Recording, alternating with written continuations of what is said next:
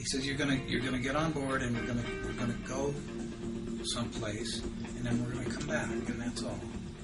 And he said, but I want to tell you ahead of time, your brain will no longer be the same. You will lose it. You will, because it won't understand and it won't comprehend what's happening. So use your mind, use your feelings, come from your heart, meditate, go into a focus point, and go to your higher thoughts and feelings. Rather than worrying about what was going to happen. These shutters are opening and shutting and creating all this reality you see around you. It doesn't really exist. It's all spirit. It's all energy. But we're creating this. If you want to give us an intro on how you and Otis Carr came together and what your background was at the time, and bring us up to date. And how you worked with Jacques Cousteau, which is really yeah, fabulous. that's a good place to start. Okay, well, I got out of the service in '54, and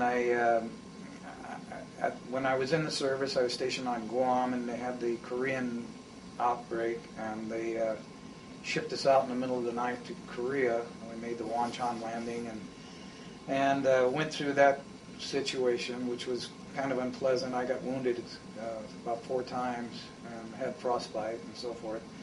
And I became very, very discouraged with the military, totally, because of everything. And I was an objector from the start on killing people, so I'd shoot in the air or whatever. They didn't care much for me. But while I was on Guam, the Marines would fight with the Army, and the Army would fight with the Navy at bars. They'd go out and have fist fights. And I preferred to go down to the beach and look around, and I finally got into scuba diving, or skin diving actually, with a snorkel, and found a whole new environment underwater, and I became fascinated with it.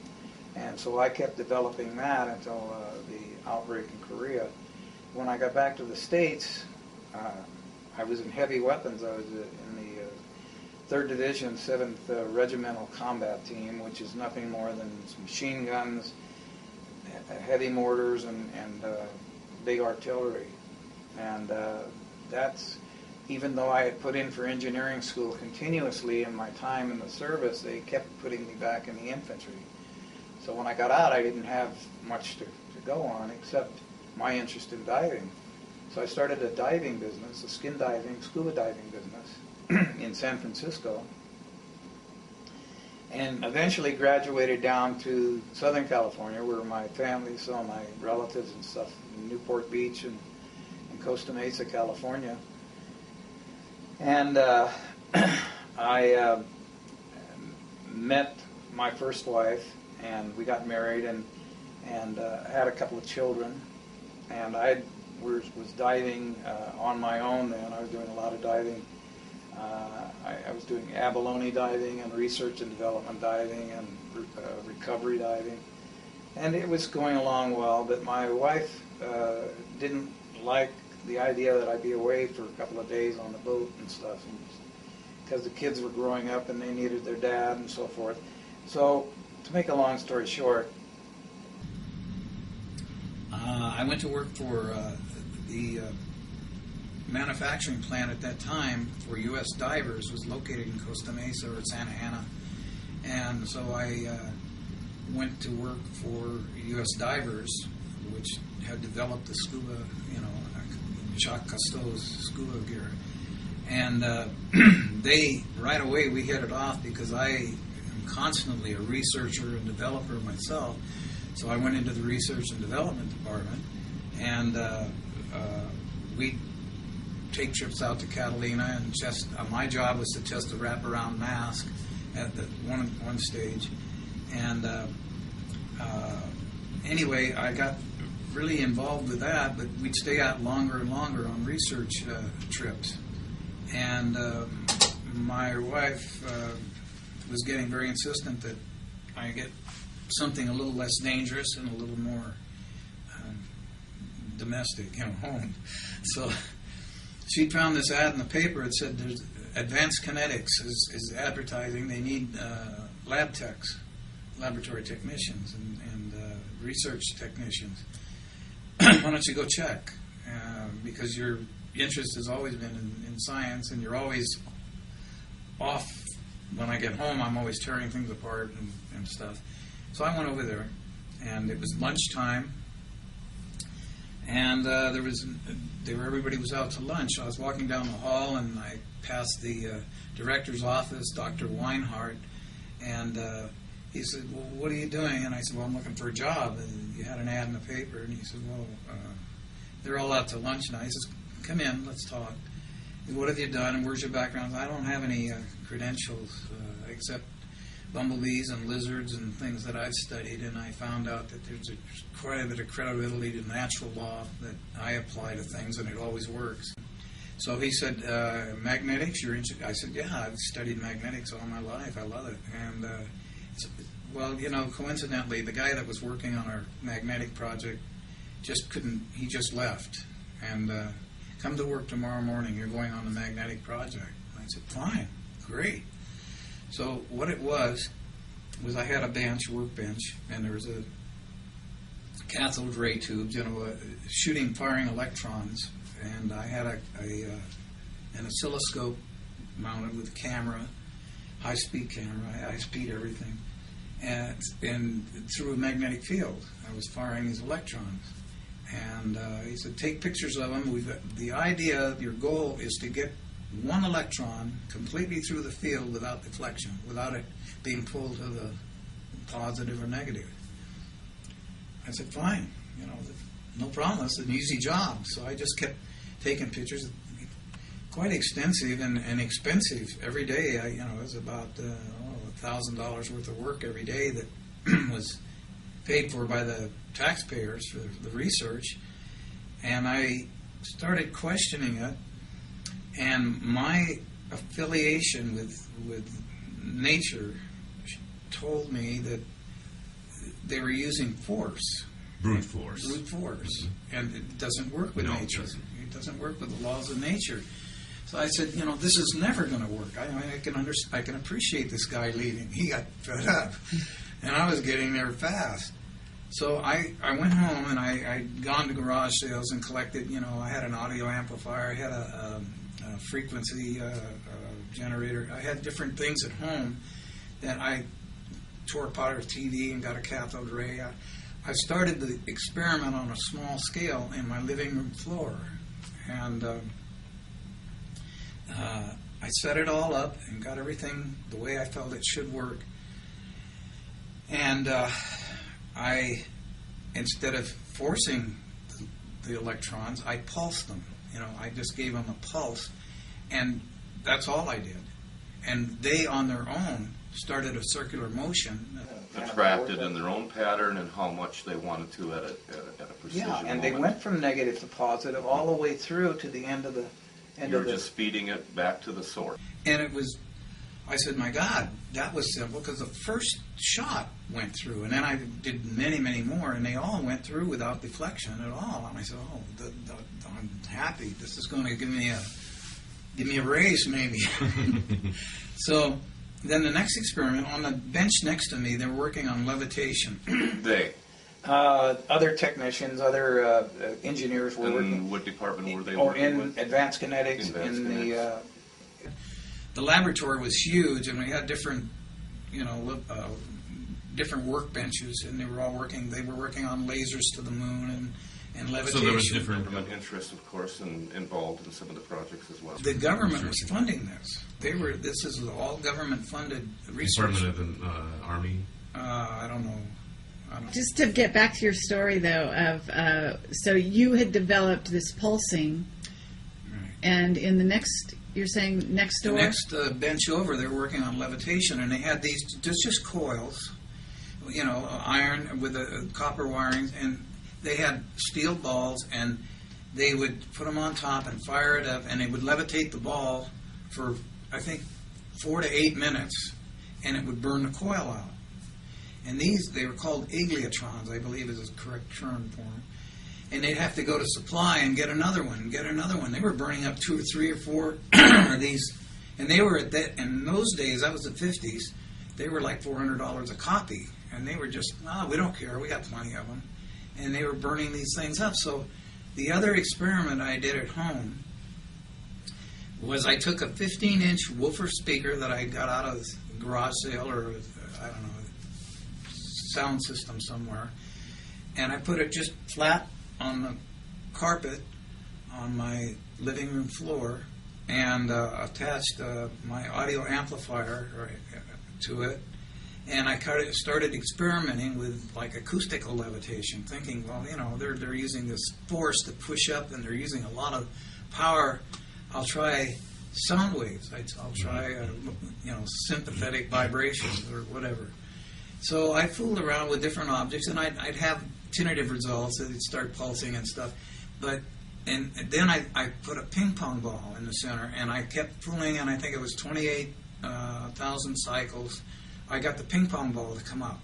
Interesting you mention that, because I recall seeing a news clip back in 1989 showing the scientist discovered how to do exactly what you just described. This was back in, what, the 60s or something? The 50s. 50s, oh God. Pulsing was quite simple, and, you know, it can be done today. It can be duplicated today, I suppose. You know, I never tried it. I didn't think, you know, to go back to it, but it was a very simple operation because you let nature do all the work, and all I did was understand what was happening. So, and the same with the ping pong ball. Once I got it to levitate, I was excited as heck, and my wife said, come to bed, so I went to bed, and the next morning when I woke up, the ping pong ball was still sitting there, just levitating. Levitating. And this was like, I think it was 28,000 cycles. No heat? No heat, no heat. And sound, but sound. It's acoustical sound is all it was. Now, was it audible to the human ear as far as the sound that it was you were above. generating? It's just, I couldn't hear a thing. So you're talking perhaps high frequency level, or ultra low or ultra high? Yeah, I experimented with different, down in the lower ranges, and nothing seemed to happen. It had bounced and stuff. But when I got up in the UHF, then magic happened. Then it happened. So I thank my wife for the pushing into that direction, because this is my field. This is what I always wanted to do, and I think we're onto something here, and I can put my 2 cents into the pot and help humanity do something. Way back then, you knew all this. Oh yeah. And so, but you took it to these guys, right? And how did they react? I took it to Dr. Weinhardt himself. I took Polaroids and I wrote up papers on it, just like I did with at the lab. And I took it into Dr. Weinhardt, and he says, "Close the door. Come in. Sit down." He said, he looked it all over and stuff, and he said, "Yeah, I know it's that simple, Ralph. I know that. But this is a government-funded research facility. We count on the funds to keep us going. We're not necessarily interested right now in finding the answers. We're interested in looking for them. And we get paid handsomely for looking for the answers." And I said, "Well, here, look, this works. I mean, maybe I don't know what I'm doing, and maybe it's not right. But I thought if I turned it over to the boys here, we can come together, and this is a lot simpler than $400 a copy for igliotrons and wasting our time with the cathode, that you've got set up." And he says, "Well, I can appreciate what you've come up with, and I didn't think you'd get there this fast with this because you're interested in natural law. But I'm going to have to shred this." He had a shredder right there. "I'm going to have to shred this and tell you to go back to work on what you were doing." Well, right there, my whole world collapsed. I mean, I thought, where am I? I mean, I didn't, my whole attitude, my whole demeanor towards the world changed. Who are these people anyway? Yeah. And who are they really working for? Right. Uh-huh. That's exactly the way I felt. So So eventually you actually left the job, right? Yeah. You just got... To make a long story short, I went back, I worked another 2 weeks, and I couldn't stand it. I just, that's it, I'm done. So, but during this period, I started meeting people, just coincidentally, who were most people I talked to outside of the lab didn't want to talk science. They wanted to talk other things. So I had very limited contacts with other people that were interested in science. Except I started meeting, I met this one person that said, well, you know, what you're talking about is exactly what they're talking about in these meetings that I go to. And the name of the meetings are called Understanding. And they were developed by a person called Daniel Fry, who was in the UFO and stuff. And they want to understand more. Why don't you come to one of our meetings and talk? Well, I went to the meetings and I kind of duplicated what I just said about where I was working, you know. And they said, oh, you know, you've got to meet somebody. You've got to meet Mr. Carr. What year was this about? Well, I think it was late 59 or early 60s. Mm-hmm. And they said, you guys are talking the same thing, the same exact thing. And I said, well, okay. And he said, well, coincidentally, we're in touch with, he just had some bad luck in Norman, Oklahoma. That's where he was trying to demonstrate the craft, the flying discs. And they started negatively defining his work. And the newspapers got a hold of it, and well, he's trying to get funds to do something that's impossible, and science has just never heard of such a thing, and so forth. So we're going to bring him out here, and we're going to get a lab out here, and let him with his entourage, and let's go. Let's try another place, another time, and see if we can get somewhere. So they did. And I met with Carr and his entourage. He had Dennis Ripolte, Norman Colton, Wayne Aho. I don't know, there's about 6 of them. He had a little consortium going on here. And where was this based now? Where was your group based? Okay, this was in Costa Mesa, California, where these understanding meetings were, and that's where I met Carr. Okay. But they found out that they were after Carr.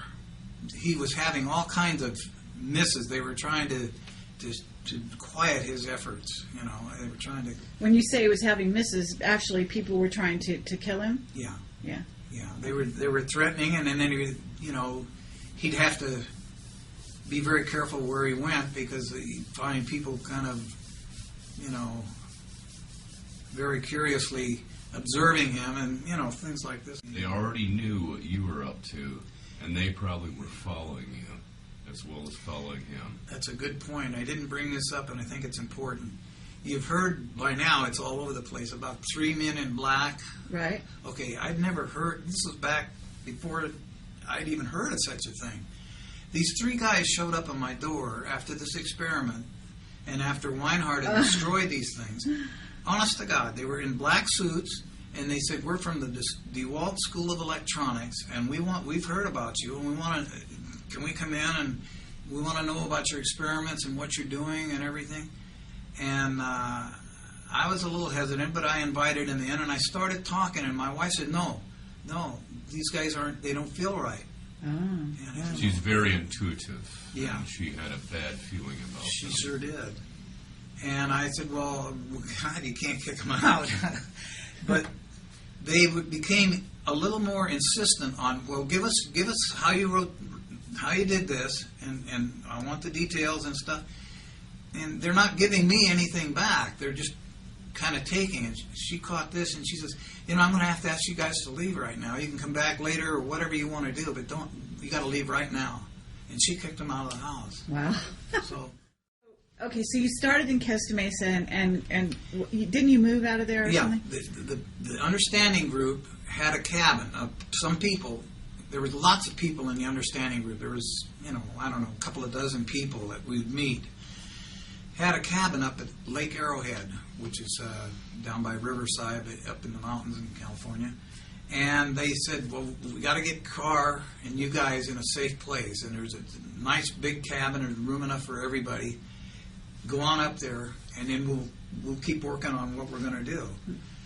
So I got up there talking with Carr and his proteges and his people that he had with him, and man, I just lit up like a Christmas tree. I mean, I was on cloud 9 because I just, man, he was answering questions that I had on things, and I was answering questions he had on things, and it was just, man, connected on all kinds of levels. God, it was just the most wonderful time of my life. We were feeding the raccoons to keep our minds off. We were so anxious to get going on a project, and we got a phone call, and they said, "We've got you a place. It's just down the hill from where you're at on the other side in Apple Valley or Hesperia, California, near Victorville." It's coincidentally because all these people moved on feelings and spirit, if you will. Oh, and right. This is about the same era. I wanted to point out that George Van Tassel was having a lot of UFO meetings out at the Integratron near Joshua Tree. Right. I'm glad you mentioned Van Tassel. I forgot. I had ordered from Europe Tesla's big book, and it did get to me. And I was going through all the patents and everything in the big book. And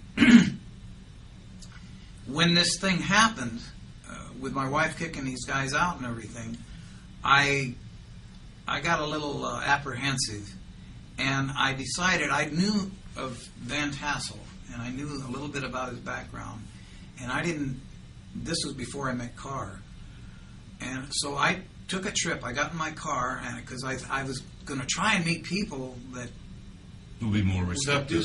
more receptive. And I took this Bible down to Giant Rock, Joshua Tree, California, and met with Van Tassel, and we had a nice talk. And I said, I was supposed to give you this. I can't. I'm out of this phase of this. I don't know where I'm going or what I'm going to do, but this is it.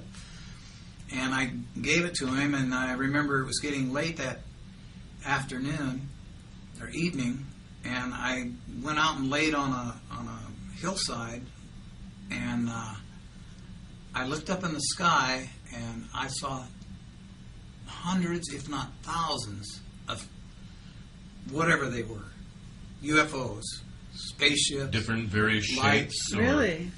Yeah, they're like green lights or whatever. I don't know. There were hundreds and hundreds. They were coming over, and they'd stop and come down and go up and around. Oh my God, this is really, this is really. And I said, what is this for? And what I got was because you did what you did. And I was really. So it's like a thank you demonstration of a sort. Right. Wow. And I just, That's amazing. I chilled all over. Like, if wow, you build it, we will come. Oh man! So then I got back, and then they had set up the meeting with Carr, and then we got down into the laboratory down in Hesperia in Apple Valley, and we started setting up shop. We had a little machine shop set up, and we had all kinds of stuff to do things with. But we'd had a couple of models that they brought with them that were semi-operational. So the first experiment that I saw that just knocked my socks off was we set it up on one of the workbenches and attached not electricity, but sound waves, if you will. Or maybe it was, I think we had I'm not sure. Anyway, and this was a small model about 2 feet in diameter, 2 or 3 feet in diameter. And they said, well, take a look at this. So they fired it up, hardly any noise, just a hum, vibratory hum. And it was made out of aluminum. And I touched the surface of it, and it felt good, but I could feel the vibrations. And so they kept increasing the energy, and then there was this feeling that it felt really like somebody opened a door and a cool breeze was coming through. It felt really good. And at that time, I went to touch it again, and it was like Jell-O. It was getting soft. was getting really, really soft, like I could put my fingers through it. Better than Jell-O because it didn't stick or anything. I put my hand in and pulled it out. Oh my goodness! Like that. And what did it feel like when your hand was inside of the gelatinous material? Did you feel any?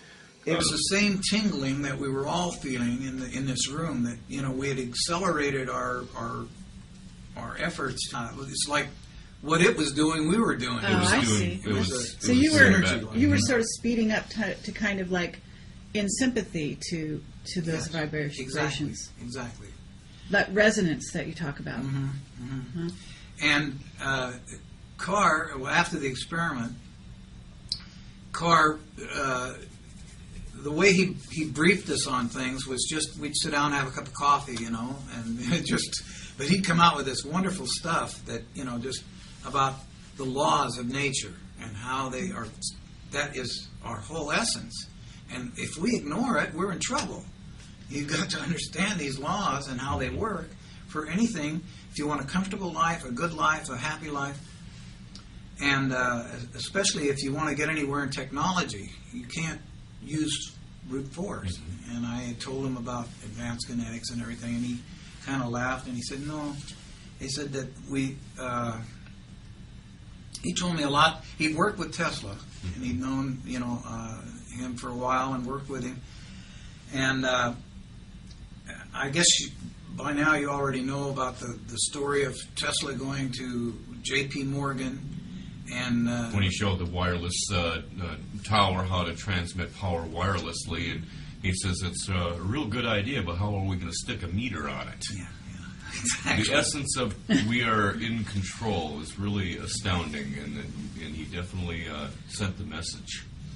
No more, he said, if we go your way, Tesla, we'll have no more copper mills, no more lumber, these trees for telephone poles and wire. And he said, well, that's the idea. You can stick a pole in the ground 30 feet and 30 feet, and I'll show you. We can get electricity anywhere. It's all around us. We're living in it. And Morgan said, no way, Tesla. There's no money in that. J.P. Morgan, from what I understand, was also one of the first... one of the pioneers in the military-industrial complex. He was the man. And soon afterward, he pretty much picked up the bat phone to the Washington and said, hey, we got this loose cannon on our hands, and the implications of the conversations pretty much took care of burying Tesla from thenceforth. And I guess from what I understand from reading some of the journals, they gathered up all his equipment and they shipped it off to Wright-Patterson Air Force Base. And then I guess they put him up in a hotel in Waldorf, Astoria, and gave him government stipend, and the agents were always on the prowling everywhere, interrupting his conversations and pretty much filtering out any connection with the outside world to him. Did Carr mention what happened to Tesla? Did he talk to you guys about that? Tesla became discouraged because of the lack of interest in what he'd take them a new idea or bring out a new idea and show them the simplicity. There's nothing to it, and they'd say, well, there's no money in it, forget it. And everything he'd bring up, so it was Carr's point of view that the Tesla was discouraged, but did Carr sort of relate his being hounded by the military or being, shadowed and so on, Tesla? as being this, what happened to Carr as being the same thing that happened to Tesla? Yeah. In other words, did he talk about that at all, Carr, before he died? I guess, I don't know. Carr didn't talk too much about the threats or anything that Tesla had, but I was under the impression, talking to Carr, that there were many, many things happening that were trying to keep Tesla under wraps, trying to keep him quiet. Uh-huh. And Tesla had told him at one time, he says, I may never make it in this generation to get these ideas out, but this is all just free energy. Free is, you got four elements, the sun, the water, the earth, and the air. They're all free. They have been forever, and they always will be, and we're not using them. We're inventing ways to put meters on them and sell them. They even were selling air at one time, and now they're selling water. And who would have thought? Yeah. Yeah. So Tesla told him, all this that I'm sharing with you, and he thought the Carr was brilliant. He thought that, he was grasping everything that Tesla was telling him, because Carr had been into nature for years himself. He said, if I don't make it, or when I don't make it, he said, I probably won't make it. You take it and pass it on. And if you don't make it, pass it on. But it's going to get worse, because they've already challenged nature. Man, way back there, had challenged nature. And what goes around comes around, natural law. It will come back on them. Basically, Carr did exactly what Tesla asked him to do. Yes. He took it forward. Yeah. In a sense, you are taking forward what Carr... Oh, you bet. What Carr... I mean, you seem to be the person, that's like a descendant of Carr in that line. Am I right? Yeah. Yeah, I would say so. I mean, it's so amazing to me that you're so unknown. Well, there was many reasons for that. Because we would like to actually know why you're so unknown. You know what I mean? Okay, I will tell you. They were all hit and miss, but Carr was always on, and I'd stay up all night. We'd be looking at the stars and talk all night, and never need any sleep. I mean, I'd go to work the next day and just feel pumped up all the time talking to this guy. I mean, he would just, wow. And I said, don't worry, we're going to get this thing going here. And he said, well, they're closing in. They know he's in California now. And we were on some of our experiments on some of the crafts. And we operated different principles, and some of them would create a corona around the outside of the. Mm-hmm. We'd operate these little. The dielectric principles, right, of the ionization process. Mm-hmm. And so, even though it was daylight, sometimes you'd see these things, and the people in the valley were that was the era of flying saucers and stuff. So they thought, oh my God, this place has got flying saucers around here and stuff. Well, that and the fact that the powers that were trying to reduce Carr's activities was following him, trying to find him. So he said, well, we're just going to have to keep working on this. Carr had made arrangements, and I went with him to meet with a representative of General Motors, car company. And that, I think it was either Riverside or, I think it was Riverside. The guy committed to meet with Carr, because Carr told him a few things that interested him. And so I went with him, and Rapolti was there. And I think Aho was there. And in a very precise way, Carr said, we can levitate these machines now. There's no, we're get off the earth. We're killing a lot of animals. We're destroying the plant life. He says, within a year, we'll have these things going, and we can start with the automobile. That's obsolete. We can get these things going. And then the homes, and which is my interest. I've always wanted, why not? Like the Jetsons, for instance, floating homes, and then maybe cities, and then maybe, countries. Who knows the end of it? But this guy got real aggressive and said, you put them up there, Carr, and we'll shoot them down. That was his words. You put them up and we'll shoot them down. Wow. And I was flabbergasted, like, well, why? What? Mm-hmm. He says, well, you're advocating an energy field that that there's no money involved. We can't, We have no means of controlling it. It was his premise here, right? No doubt. Because you're pulling energy out of the air, which is all around us, and using that to transport or teleport or whatever. So he basically, you guys just walked out of there and said, okay, what did Carr say? Did he say, okay, I won't do it anymore? Or did he say, what did Carr say? I'm just curious after that. I don't remember his exact words, but it was very sort of a humble. standoff. It was very good the way he said Oh, it. really? Yeah, he said, he says, it's only a matter of time till it comes back and you can't stop us. You Yeah. can't stop it. It's here. Whether it's here today or tomorrow, it's here, and it's rapidly approaching the point where it has to be, not want to be, but has to be. And he said, "I'm sorry you don't, see our point, because we were willing to work with you. You could fund us, and we could show you what we could do." And the guy wasn't interested, so we just left. And that was another acquaintance that I had with the system that we live in. I mean, I could never accept. We went back to Apple Valley and said, let's get the 45-foot craft going. Let's have people on board. Let's and we'll document it, and we'll have the proof, and then we'll find ways. And we had the understanding group finding ways to let people know what we were going to do. We're going to have live demonstrations eventually. Make a long story short, we went through stages, and we finally got to the big craft. There was actually two of them, but there was the one craft that we were ready to try and experiment with. And how big was that again? 45 feet Okay. diameter. And we were, by that time, we didn't have any fences or anything around us, and you could see the thing from the roads and stuff, and we knew that, only a matter of time till the looky-loos started getting there, but we didn't care. We knew we had to do something because now General Motors is going to go tell whoever what we're proposing, and it won't be long before they find out what we're doing.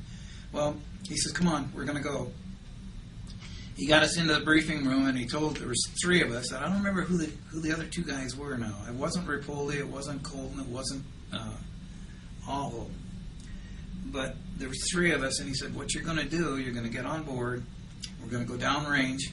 We had a 65-mile range in Apple Valley, and where we eventually wound up was about 10 miles, I think, downrange. He says, "You're gonna get on board, and we're gonna go someplace, and then we're gonna come back, and that's all." And he said, "But I want to tell you ahead of time, your brain will no longer be the same." You will lose it. You will because it won't understand and it won't comprehend what's happening. So use your mind, use your feelings, come from your heart, meditate, go into a focus point, and go to your higher thoughts and feelings, rather than worrying about what was going to happen. So he said, "It's going to be a strange experience for you, but it will happen, and we will document it." And so we got on board, and what it was there on board, it was just a small, like a crystal ball in the center. It wasn't actually in the center, it was off center a little bit. And it had I think it was a laser, I don't know, but there was a white light coming up from the bottom of it. It's shining up through it. And it just beautifully broke the color spectrum into, like, from infrared, red, orange, yellow, all the way around 360 degrees. And to anywhere you wanted to go, any degree you wanted to go in the color spectrum was there. And I said, "Boy, that's beautiful." And we'd been briefed on it, but I didn't, until I saw it, I didn't realize, what was going on. He said, "Okay, just relax. We're going to go to an area that symbolizes." He used to use symbols a lot. I mean, he'd say, talking is useless. You have to use higher than talking is symbols, is to reach the mind. Thinking in pictures. In pictures, right. So talking is, in fact, off the subject for a minute, I used to, when I used to read a lot, one of my greatest people was Khalil Gibran, and he wrote the book The Prophet, and in there he said, one of his sayings was, "Half of what I say to you is meaningless, but it's necessary so that the other half may reach you." And I thought, whoa, now I get it, that you have to come from the soul or the heart, or it's no good. It's just going around in circles. There's something about choosing the blue spectrum in order to, with your It was lines? aquamarine. Aquamarine. Aquamarine. The car, we were in touch. I don't know if we had walkie-talkie. I don't know, but I remember we were in touch. Uh-huh. And he said, "Okay, we're going to aquamarine. That's over there. And hang on, boys, let's go."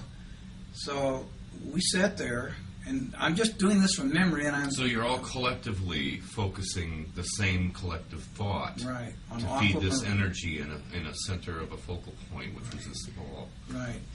And this ball then started just closing down and focusing on aquamarine. The whole thing became aquamarine. And I said, "My God, this is how did he do that?" You know. And he told us later that we were a part of it, doing it because we were focused on it. And I said, "Oh, this is There's great." this biofeedback mechanism, a synergistic. Yeah. So we got focused on it, and then I was waiting for the thing to move now, and nothing seemed to happen. Nothing, you know. And then Carr said, "Okay, boys, get out of the craft and see what's going on." Well, didn't it work, or what happened? He said, "Come on, get out of the craft." We got out, and we were downrange 10 miles where this aquamarine area was. And within this whole process, you're talking about probably a few minutes. oh, yeah. You know. Yeah, I'll get to the timing in a minute on it. But so he said, "All right, pick up rocks, put them in your pocket, take some grass or whatever you can find, some tumbleweed, whatever you can find, and get acquainted with where you're at. Because when you get back, you're not gonna remember any of this." I mean, that was the gist of the whole thing. So we did, and we got back on board, and then we were back, and we got out of the craft, went into debriefing, and said, "Well, what happened?" You know, we thought, it didn't work, did it? He said, "You don't think it worked? Check your pockets." And so we checked our pockets, and here's these dang rocks, and I had grass stains, I had everything. I said, "Oh my God!" But did you have you didn't have memory of No this? memory. Oh, amazing! No memory. Your memory was Right. No memory at all. I remembered later being there and picking up the rocks, but then it was just like Like it was a dream or something. yeah, like it was a dream. Exactly. Like you advance your imagination to a point, and then you'd forget about it. Wow. And so I thought this was the most incredible experience I've ever had. And he said, no, it's simple. Your brain is there to operate your body. You're in a vessel here. It's an illusionary vessel that people don't realize because we're creating it in microseconds. From 1 second to the other, these shutters are opening and shutting and creating all this reality you see around you. It doesn't really exist. It's all spirit. It's all energy. But we're creating this.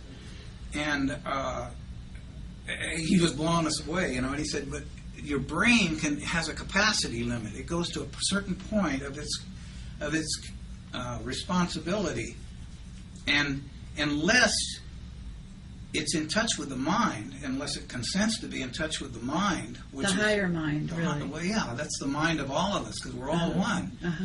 Unless it gets in touch with that, it doesn't know what's going on. Am I to presume that at that moment that you had that flight of that 10-mile distance, your brain was being stretched like a rubber band, but when you went back faster than the memories of the experience could come back, and your brain could realize it. Yeah, something like that. I don't know, days later or months later, you could remember, like you said, picking up the rocks then. Yeah, but I don't remember any movement whatsoever. I mean, I don't. You don't remember the like craft I'm moving, or you don't move I'm your sitting body here, moving. and the ball turned to aquamarine, and they said, get out of the craft. We got out, and there was motion there. I don't remember too much of that, but I remember it being outside. And then I guess we got back in and back to the base. But to us, it was at least 15 minutes. Normal time. Normal time, yeah. I figured, we'd be gone about 15 minutes. So there's a time variation Yeah. going on here. So And Carr explained it. He said, like, Well, it's simple. People don't realize that man, in a sense, created time. Time doesn't exist in essence. It does when we create it, and we have a beginning and an end to something. We call that time. But it says, in a greater reality, there is no time. And what? That's like the eternal now. Yeah, and that we pegged it at 15 minutes, and just a few seconds. He says he just went outside and back in time. I mean, it's just what you call it, what you created, is what it is. And since then, I've had experiences that have told me that just don't talk about it to anybody, because it doesn't. Most people are not interested because they're tied up with the creature comforts and so forth. And a lot of people, when I start getting close to it, they get a little fearful because they don't understand, that, and they, of course, think I'm... What happened after, I mean, you made that test flight, right? Right. And so you didn't make that many test flights after that, is that right? You guys got closed down somehow? I did the one test flight, and then we did some things that were there at the plant, but we didn't go downrange or anything, because it was just about within 2 weeks after that the FBI and whoever these other guys, CIA or whatever, no such agency, weirdos, they came in to the plant. They came over with all their bells and whistles and said that you're shutting down right now. And we asked why, and they said, well, because of your threat to overthrow the monetary system of the United States of America. That was their ploy. That was their... And the issues of national security and what have you. Mm-hmm. And we're confiscating everything, and they went into the offices, and they went into the lab, and they started just confiscating everything. And then they briefed us, or debriefed us. Yes. And told us, in essence, this is you guys are wrong. You're attempting to overthrow the monetary system. And this is what we're going to do to you if you don't cooperate. Sign here, here, and here. Well, did they have you sign something? No, I didn't. I don't remember signing anything. And what about Carr?